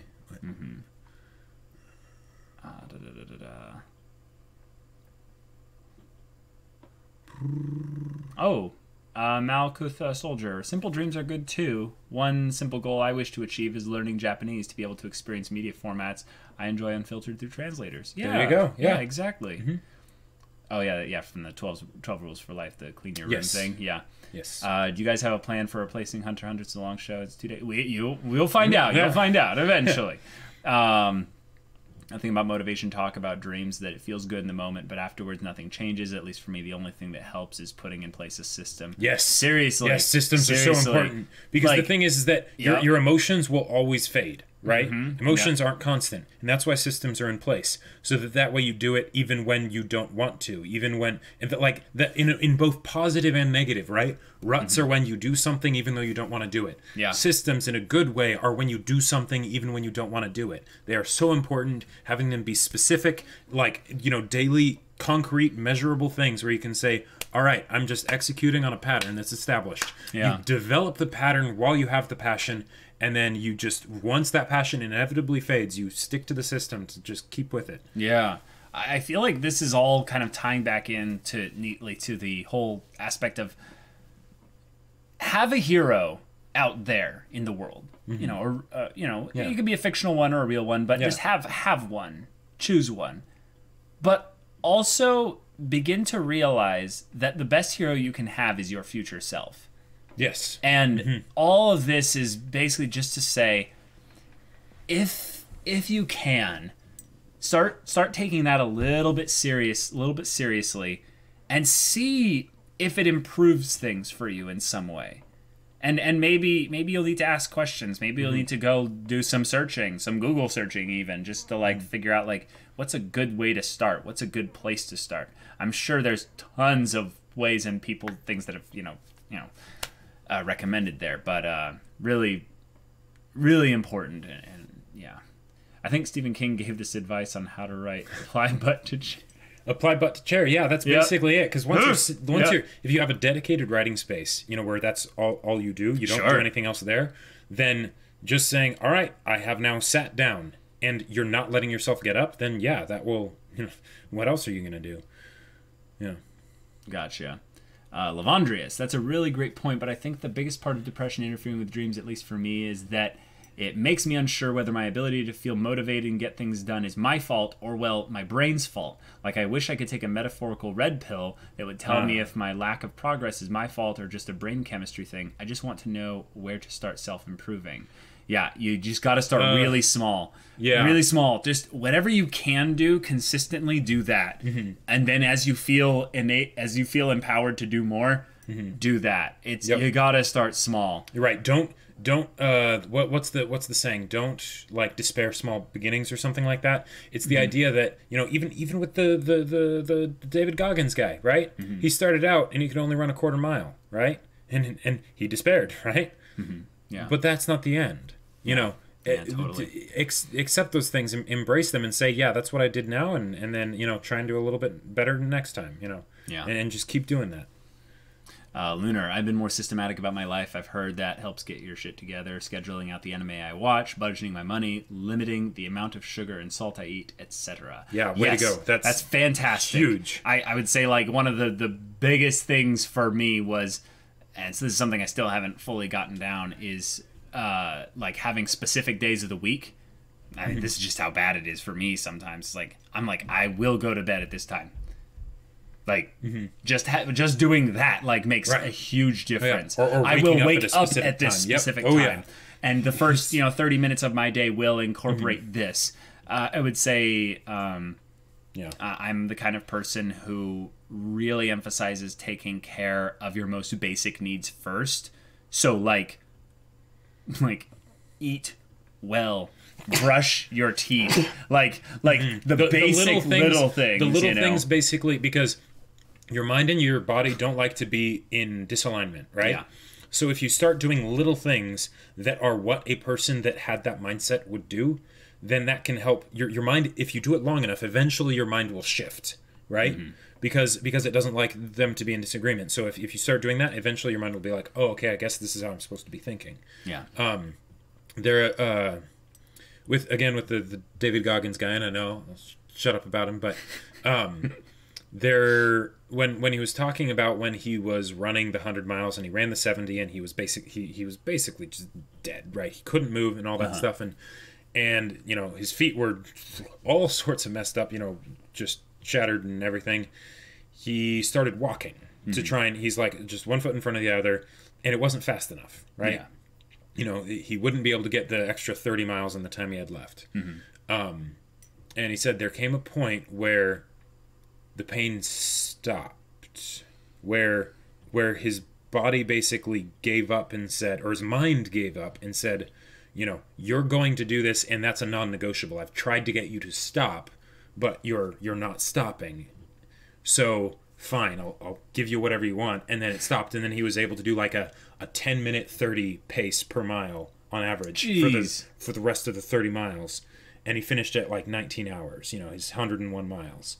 Wow. Yeah, and it's crazy. And then, of course, he proceeded to collapse and have all sorts of horrible things happen to his body.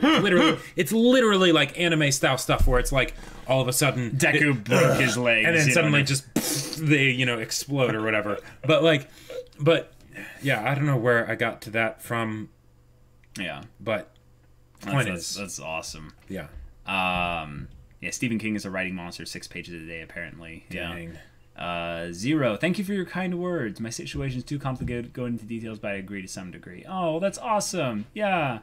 The thing I find that may help me the most so far was finding people that care about me, true friends, people that are there for you. Something that came out of nowhere that I'd already given up in finding made me understand that I don't have to deal with everything on my own. Yes. That's very true. Yes. Very true. Being vulnerable, I think, is also one of, low-key, one of the best things to help with...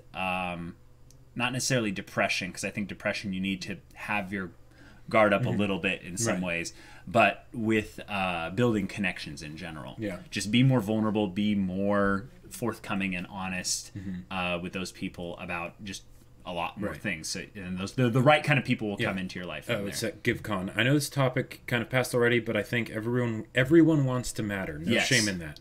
It isn't selfish to want to be important to someone. I mean, I'd like to write stuff too, or be a dad. Probably need to go on a date first for that last one though. Yeah, nice. it's the idea. That's a very good point. We all wanna be somebody. Nice, yeah.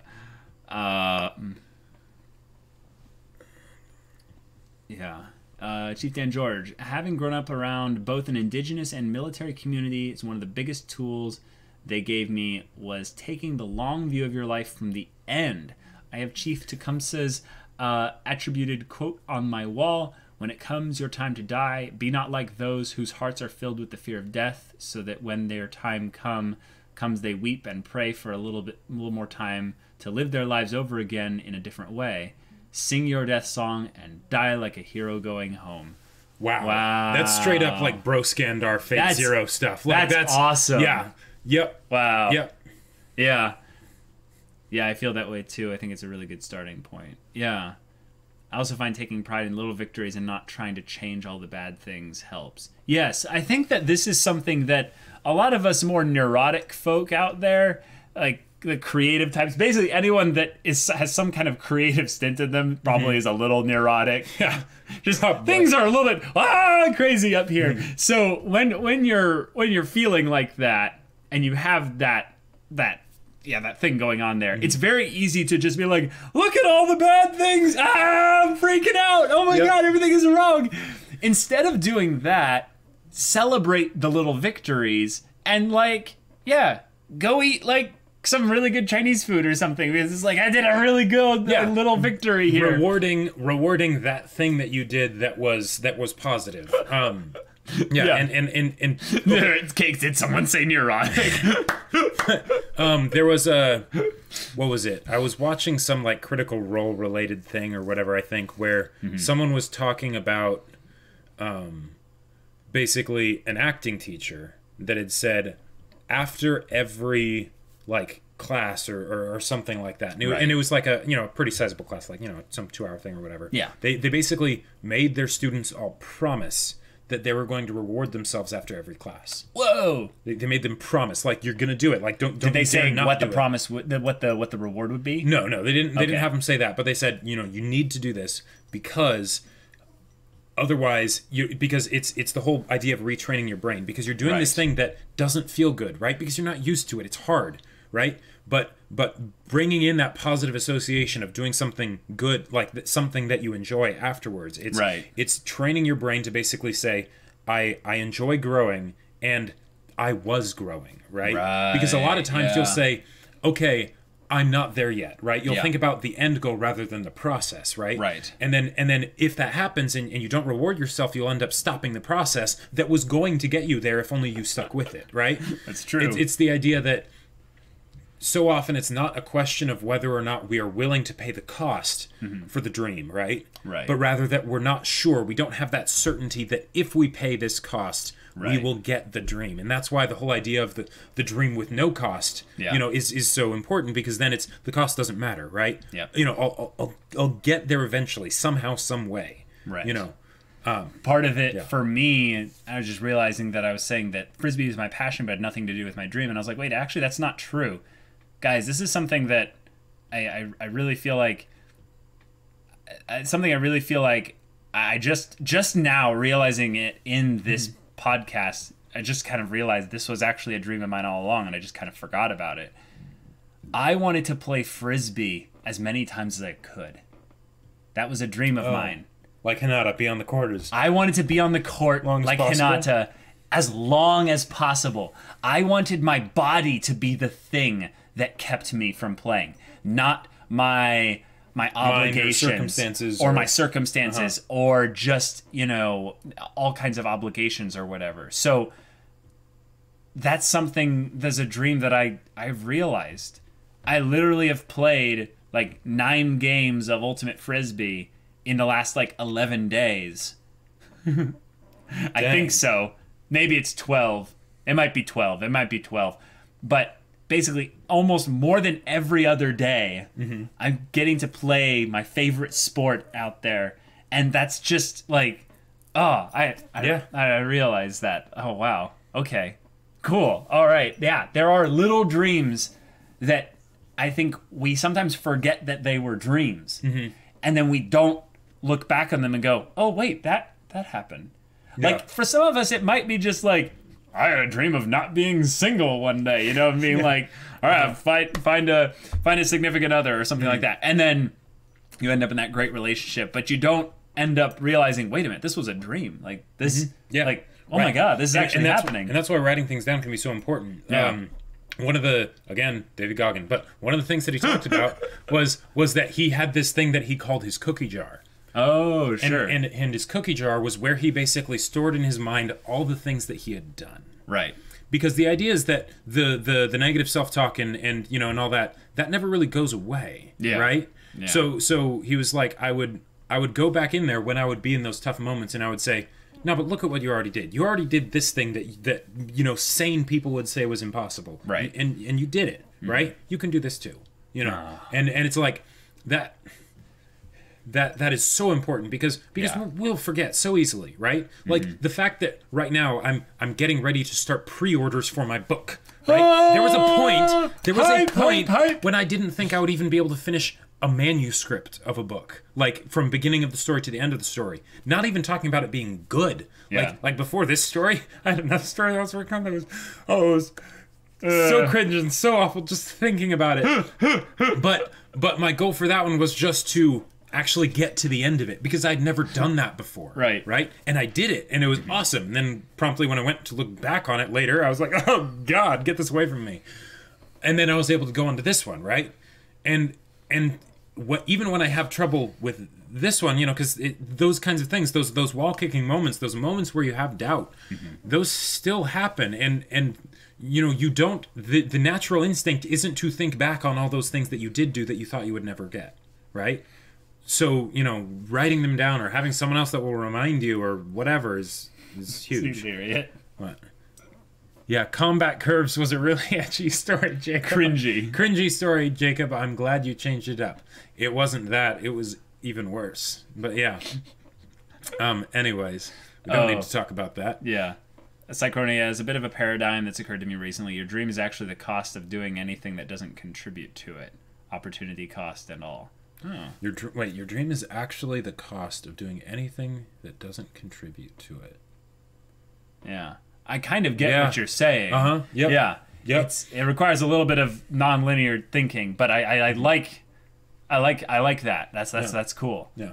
Yes, Malkuth Soldier, I am doing pre-order soon. That is the next step on the agenda. Hyper! And it's going to be awesome. Like this. And he's prepped something special. Well, okay, I'll be quiet about that. Yeah.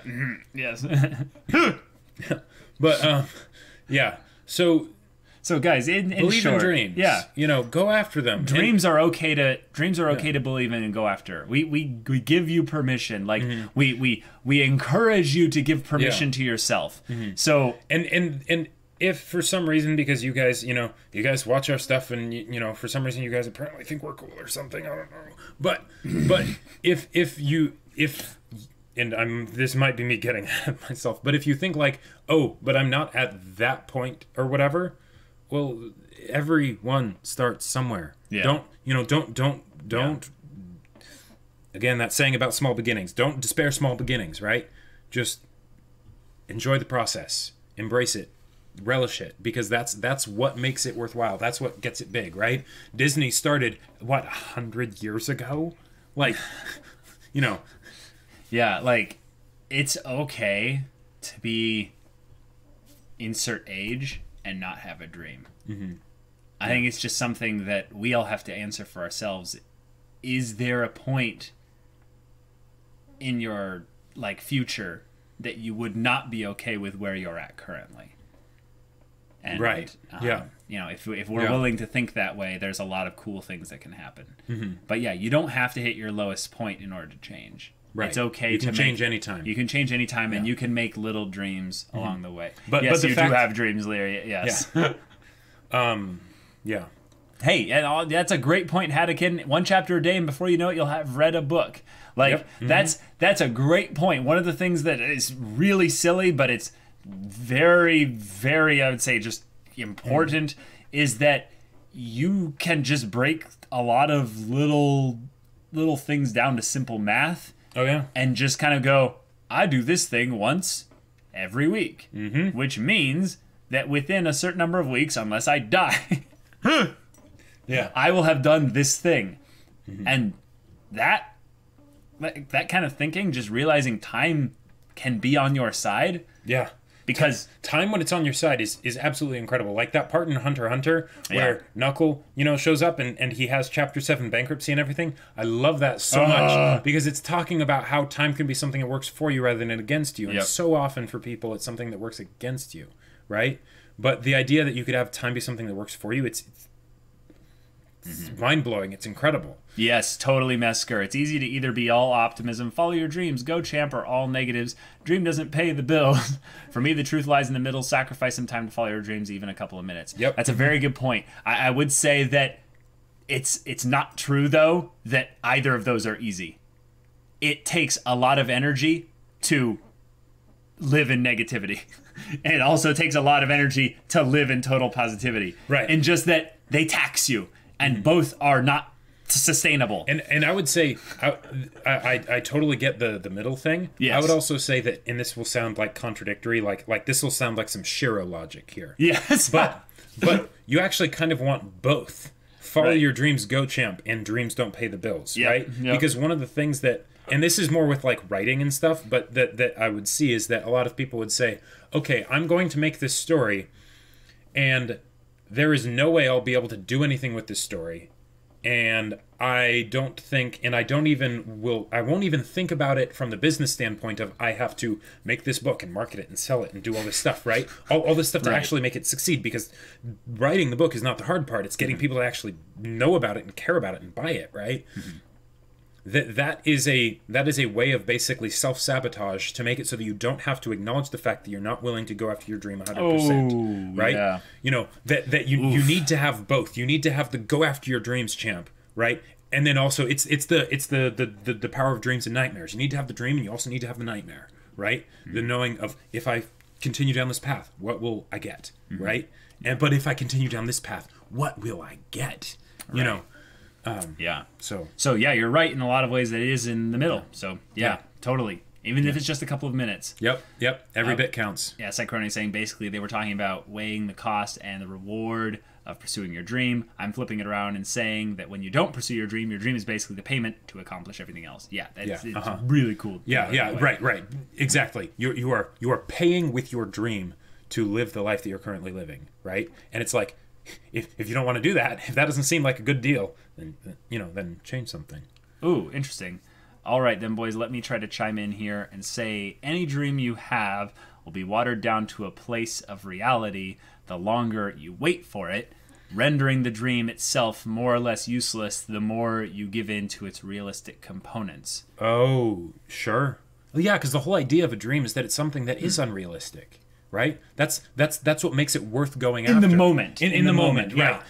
Like, because in the long term, it means that it doesn't mean that it's unrealistic. Right. It means there are obstacles in your way to get there. Exactly. It's the idea that using normal logic, using non-Shiro logic, it's you'd be like, are you sure? Like, that's risky, that's all that stuff. But that's why it's worth going after. Right? Because otherwise, you do stuff that isn't that all the time. Yeah, that's a great point. You're going to be doing that every day normally. Anyways, you can't escape that.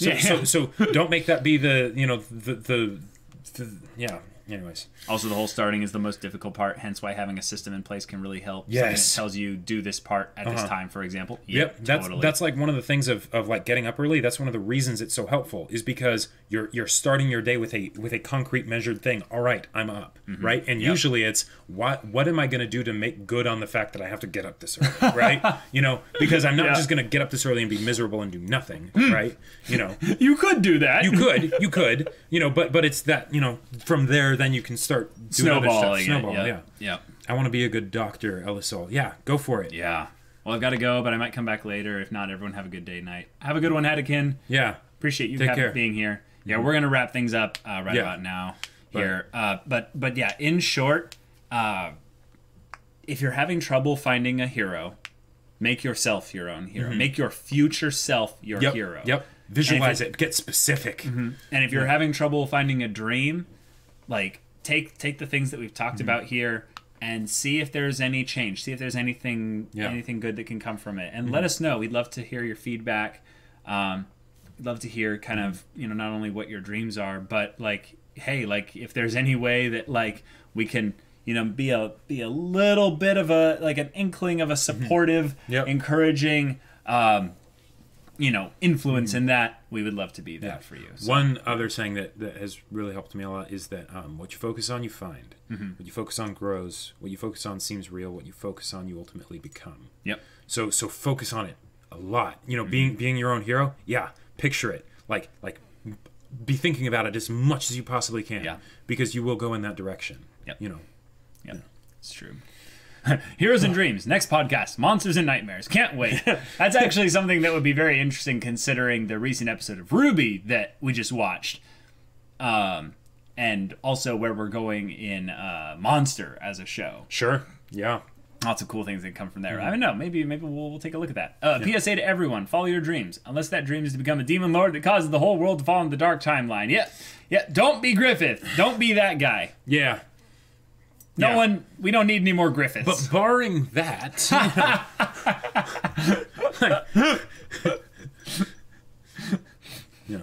was memeing, but sure, yeah, there you go. Hey, don't let your memes be dreams. Right. Wait. You're like, right. Wait. Anyway, just meme it. Make your memes come true. Just yes. Meme it. If your dream is memes, then meme it up. Yep. Don't let your dreams be memes. Exactly. Right. No, but really, like don't let your dream be someone else's crude joke. Like think about it. Because there are so many people out there that are cheering you on silently. They're hoping. And then some other people that are hoping you don't, because that'll make them uncomfortable. That'll make them have to face the fact that they aren't going after their dreams, right? That they've let them die. Yes. And those people, they will absolutely let your dream be a meme if you don't go after it. But if you do go after it, you might just be slapping them awake. And for the other people that were cheering you on, you might be giving them the courage to go after their own. Yeah. So yeah. But anyways. Serious Jacob unlocked. Yas, Jacob. Thank you, Shia LaBeouf. Very cool. But yeah. See, this is why Daily Dose of Kamina needs to be a thing. Yeah. Yeah. Yeah. Once the book is out. Exactly. Maybe. That is the top priority. That is the thing that needs to happen first. So guys, thank you all so much for watching. Thank you so much for hanging out with us. This was a very different type of podcast than usual. Yeah. And we were a little bit kind of all over the place, but this is something that's very, very near and dear to us. Yes. It's why we like characters that care. It's why we like anime, because it inspires us to live our dreams. It inspires us to be passionate. And in a lot of ways, anime is where we find some of our greatest heroes. So says this one is different. That's